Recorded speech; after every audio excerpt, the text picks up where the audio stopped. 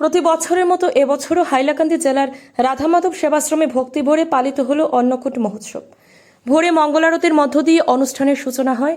এরপর শুরু হয় ভগবানের বাল্যসেবা। আশ্রমের সেবায়েত নীলোৎপল গোস্বামীর নেতৃত্বে 108 প্রকারের তরিতরকারি এবং নানা পদের রান্না যা নিবেদন করা হয় গিরি গোবর্ধন মহারাজের চরণে। দিনভর চলতে থাকে কীর্তন, ভজন ও আরতির ধ্বনি। মধ্যাহ্ন সময়ে নীলাচল গোস্বামীর নেতৃত্বে ভোগরাগ এবং আরতি করা হয় ভগবানের উদ্দেশ্যে। দুপুরে প্রায় 5 শতাধিক ভক্ত পরম আনন্দে মহাপ্রসাদ গ্রহণ করেন। সন্ধ্যায় আরতি ও নাম সংকীর্তনের মাধ্যমে অনুষ্ঠানের শুভ সমাপ্তি ঘটে। এই ভক্তিময় পরিবেশে অন্নকূট মহোৎসব হয়ে ওঠে ভক্তদের মিলনমেলা এবং আত্মিক আনন্দের উৎসব।